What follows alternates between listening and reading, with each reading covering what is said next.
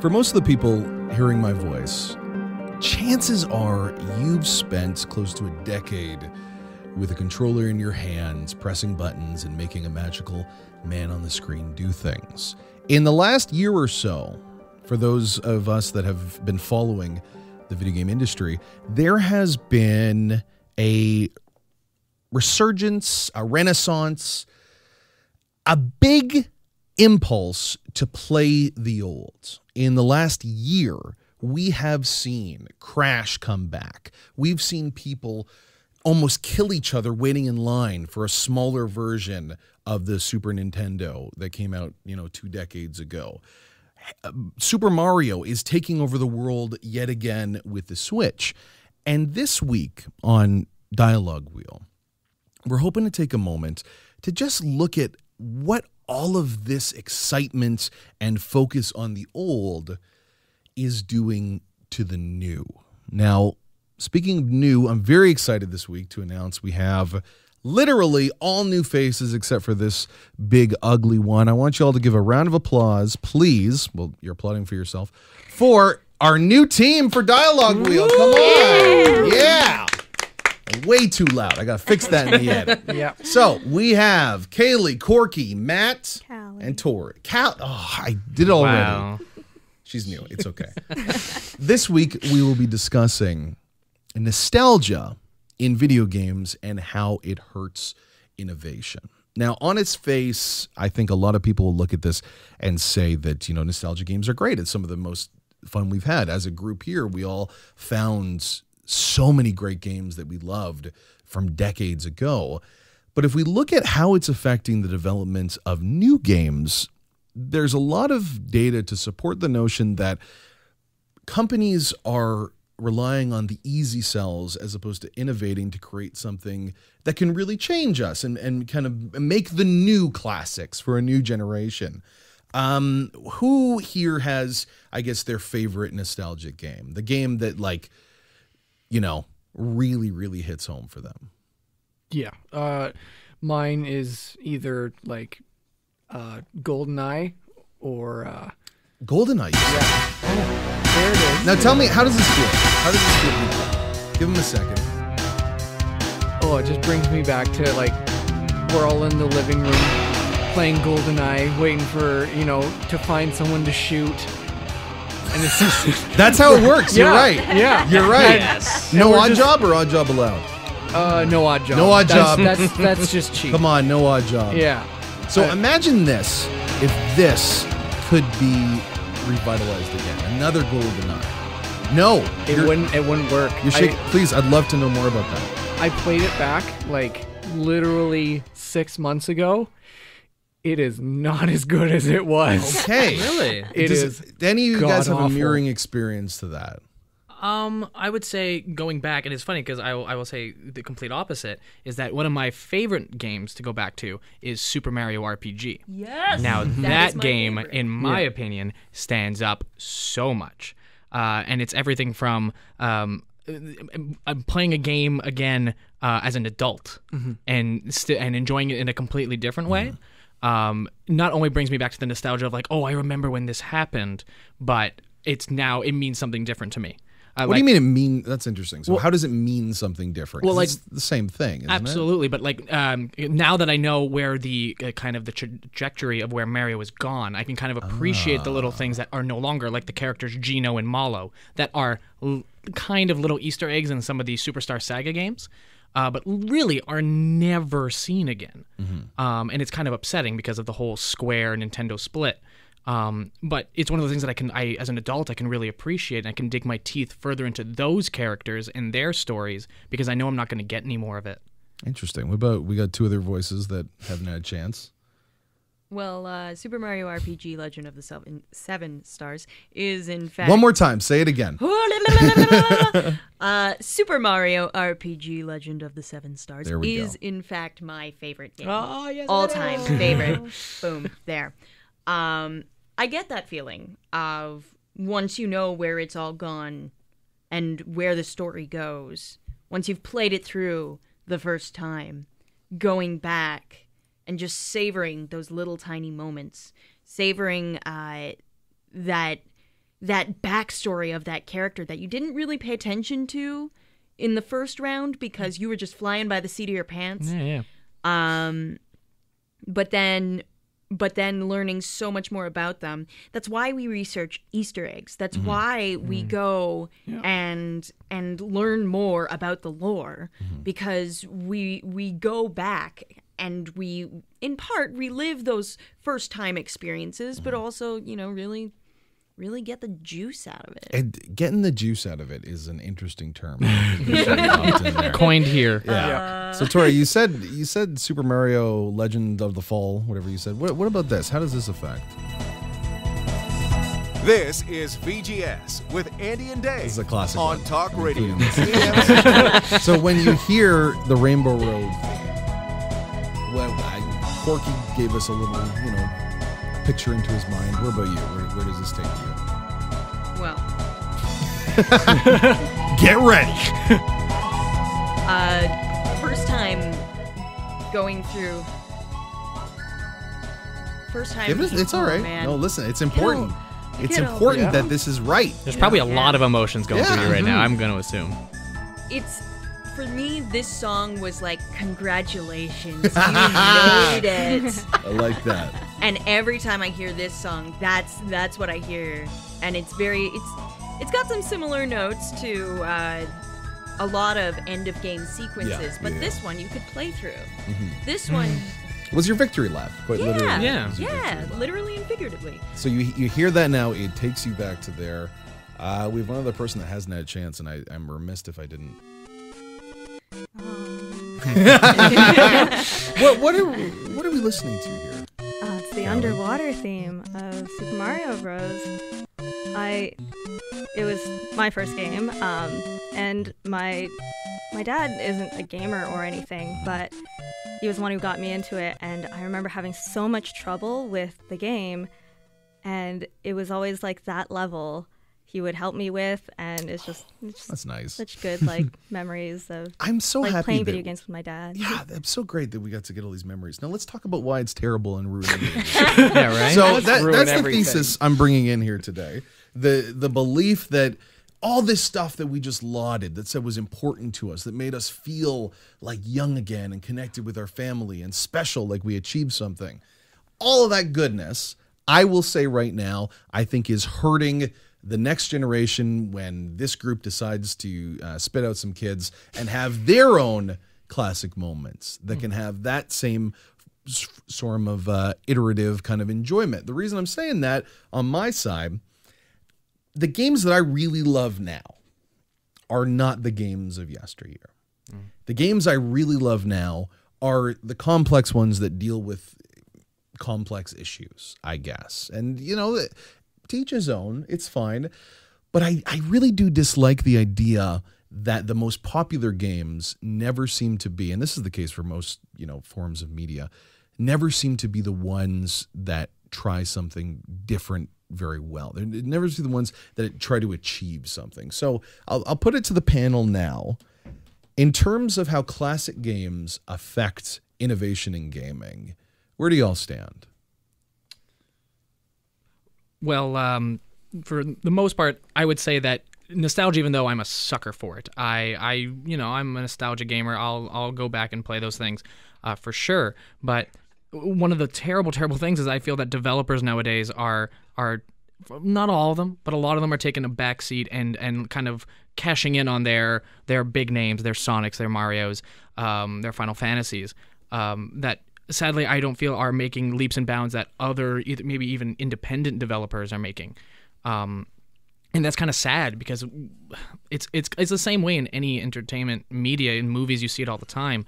But when the smaller companies have to go out there and really try to be seen, that's what's interesting nowadays. And that's what I think should be selling. But, again, I'm an oxymoron to myself. I will buy those nostalgia games. Well, it's not even about... See, I brought the idea of it being successful. I would posit that it even hurts games that are trying to do something different. So, Corky, you said absolutely. Since you agreed with me, please take as much time as you want. Please. Yeah, like you don't see much. Like you see the Call of Duties and you see the Halos and you see the Assassin's Creeds. And Those like, started off good, I'm gonna say. yeah, they started off good, but you know the same. They pump out the same thing because it works, and that's not good. As much as you know, it's good for their wallets, but it's not good for. Moments ago, you were just taking us to GoldenEye heaven, though, my friend. So how do you deal with that? I don't know. I'm kind of on the fence about it because there's parts where it's, hey, yeah, I'll get this, you know, it's kind of the same thing over and over again. But, you know, there's another idea where I like originality. I like where a story takes me a different direction. And it's just, you know, yeah. Yeah. Yeah, he says. Well, I think like nostalgia is really important, right? Because it's like it's such a powerful tool to market your game, and Nintendo is like the strongest and like kind of has the highest duty of balancing nostalgia and innovation to create like a new game. And I think it's really important to know the balance. Of course, like there's a lot of games that are being remade and stuff, but even with like Metroid Samus Returns, you have them recreate a game and then add a new mechanic. They added a melee mechanic and completely changed the game. So I don't know. I think it's gotten incredible reviews. People are going crazy for the game. Yeah. But I think you touched on something interesting there about that balance. We talk about innovation. Nintendo has tried to innovate in ways that, you know, Sony and Xbox just haven't had to, you know? Yeah. Nintendo's got 5 different screens, little names for the different controllers now. So on the one hand, we talk about how a company like Nintendo's rests on its laurels a bit and just has, you know, Samus, Link, and Super Mario. But wait a second, they're still innovating in different ways. So I might be talking myself out of the own idea, but Matt, you had something Well, to no, say. just because they've backed themselves into that corner. They don't until really recently with Splatoon and like even ARMS now. They've backed themselves into the corner of using the same 6-7 mascot characters, so they were forced to innovate, or they're going to be left behind. If you think back to why do they have to do that? You know, why do we believe they have to do that? Because we can say as much as we want that, you know, it hurts innovation, but companies want to do it to make money. Why is that the case? well, I think they have to do that because like you have games like Call of Duty and like the sports games like NBA and stuff sports like that. ball. Sports games. You know, Sports Ball 2018.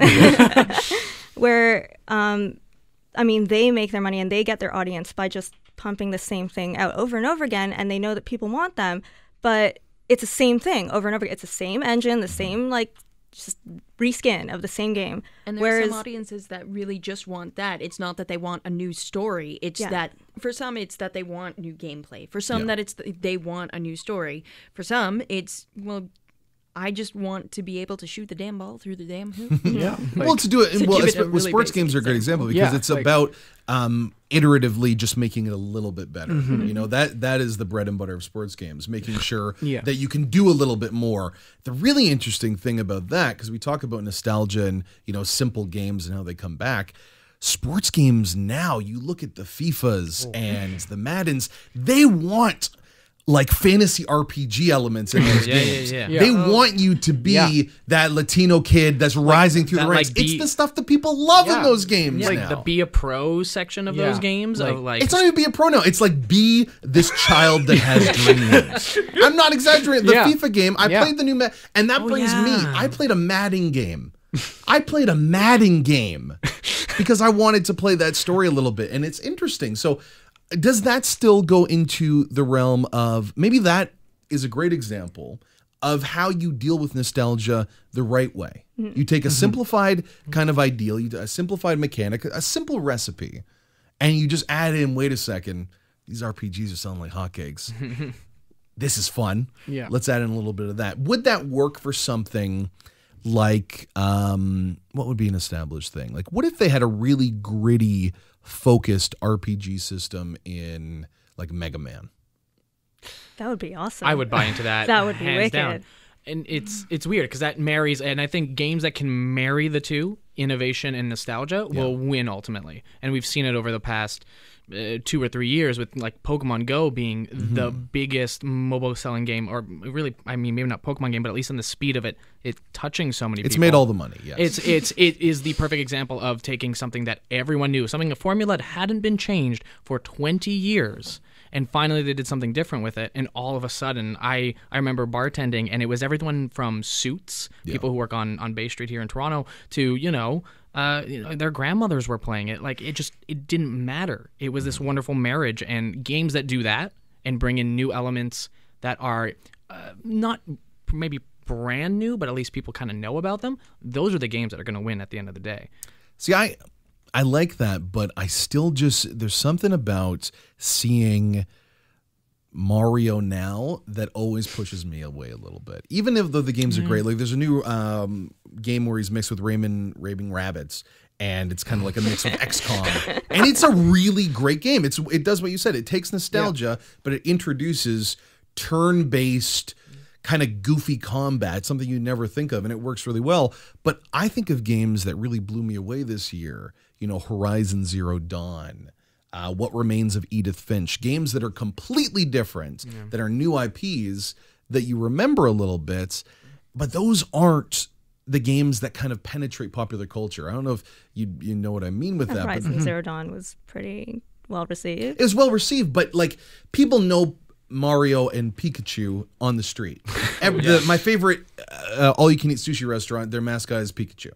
But that's not going to be Aloy from Horizon Zero Dawn, despite the fact that I think everything about that game is superior to everything that's happened in the last 30 years with Pokemon. So when I say it hurts innovation, I think that's what I really mean, that it hurts the way mainstream culture views what is successful and doesn't bring it up. If we don't work to bring up things that are different and new and strange and make them as accessible as Pokemon Go, then it's not going to keep going. It's going to fall flat. So I don't... Well, I think there's two, right? Because you have the success from like nostalgia and stuff like Mario, but then there's also stuff like Call of Duty where it's not really feeding off of nostalgia.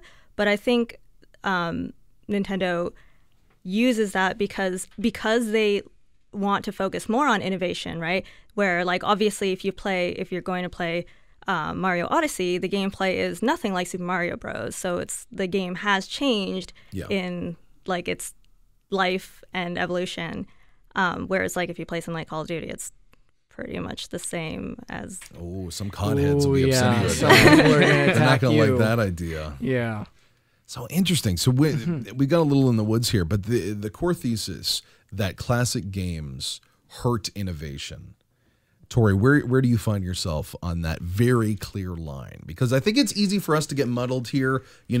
Everyone loves Pikachu. Everyone loves a little bit of Rainbow Road. But if you have to choose a side, we'll start with you, Torey, because you're the one closest to me. Where would you find your side? Honestly, I think I'm probably on the opposite side. I think that we're just in a bit of a generational turnover right now where nostalgia has fueled us to this innovation to a certain point. And you see it in titles versus platforms, right? When I was growing up, I had so much, when I first started gaming, I had so much loyalty to specific titles, and I would get the platforms because of the titles that I wanted. And then as I got older, I started to develop this nostalgia for specific platforms. Yeah. And so then I was getting my titles based on those platforms. Now, I don't know, especially with the emergence of Steam, I'm right back to... nostalgia and loyalty based on titles. Really? I think that's something that a lot of our generation can link to, is that idea of nostalgia perpetuating that innovation. And I think that's why Nintendo has been so successful with everything, is as mentioned previously, it's 3 parts nostalgia right now, 1 part innovation. Yeah. And that's why there's so many titles that are spanning across so many different platforms now. Where do you see yourself, Matt? On the hard line of nostalgia hurts innovation. There's no question in my mind. The world's run by money. Nostalgia is money. And at the end of the day, it sucks that we don't see the games that are trying different things get the limelight. And I mean, it sucks because I am a consumer that will buy the nostalgia games, and even though I say this, but that doesn't stop me from going out and supporting the little guys, and going on Steam and finding their their indie picks or things like that. And I think that's important for that conversation to go out to our casual gamers, because that's like a huge market now. Because like you said, there is a generational kind of gap coming, and it sucks because we all sitting here grew up with video games. We grew up with the evolution of them. There are people coming in 8, 9 that, I would love to show them like Super Meat Boy, like something that is classic in the sense of its idea and its mechanics, platform, exactly, but different enough in a way that goes, hey, there's a whole nother world out here. That's a good point. Yeah, I like that idea. But that's I'm so death and nostalgia. Let's make new nostalgia with new innovation. Yeah, Corky. Yeah, I definitely agree. But I. Well, they both said two different things, so who'd you agree with? Matt. Okay, Matt. Yes. Sorry, Torey. And, but I am kind of on the line between both, because I am guilty of buying those games. Like, I just played through all 3 Spyros. And those rage. Yeah.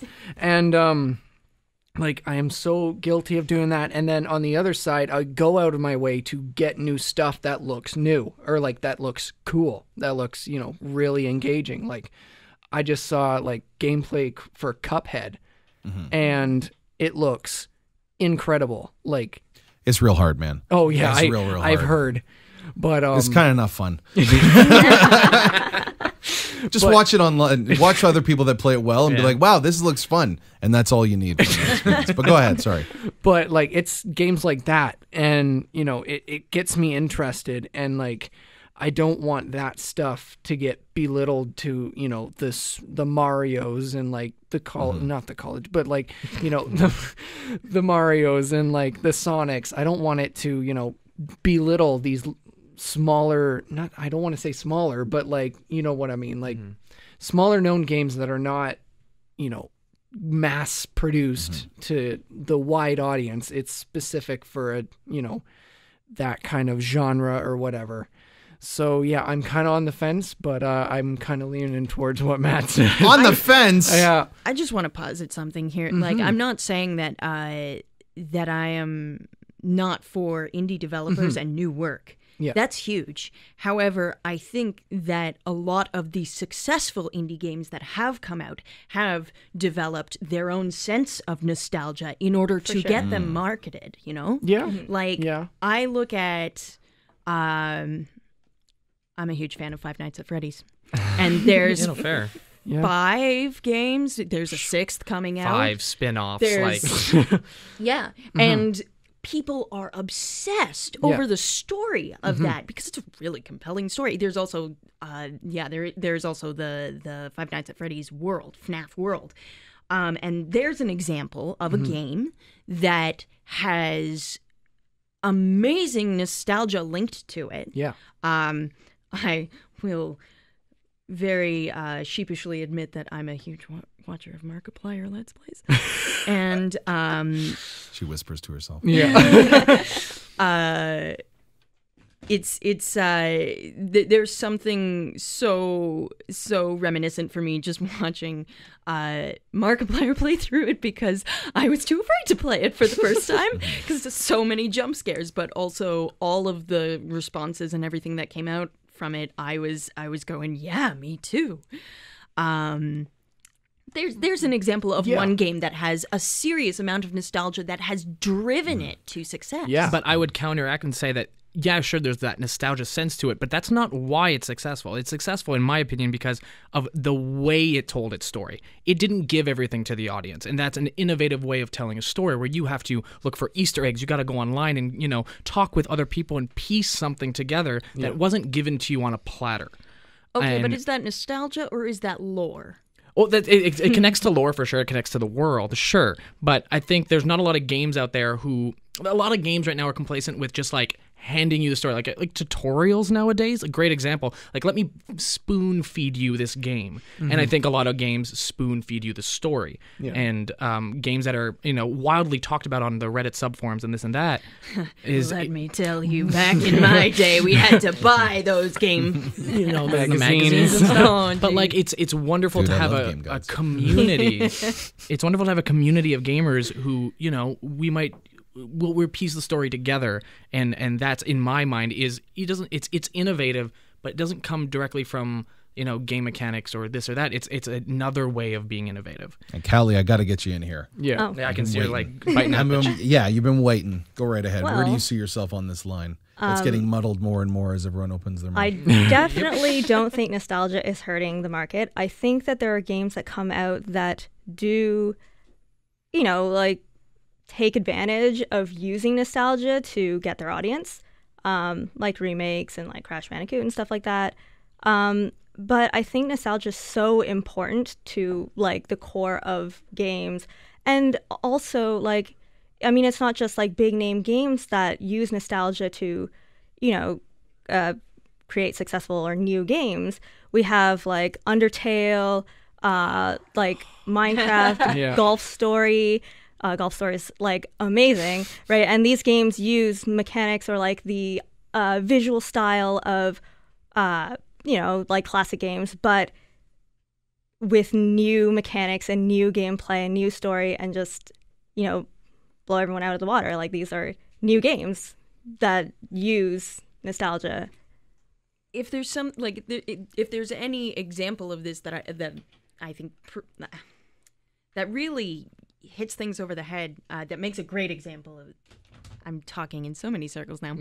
What's the example? A great example of this is Final Fantasy. I'm sorry, but every single one is you don't see the worlds connected. You don't like. There's no way that Final Fantasy VII is connected to Final Fantasy X. This is an example of a game that has a bajillion sequels, that has so much nostalgia, but you don't need to have a connected story, right? Yeah. Yeah. or even the same characters. Like I see your point. And just to riff off you, Kalli. Kalli, yeah. Kalli! People names, we're doing it here. It's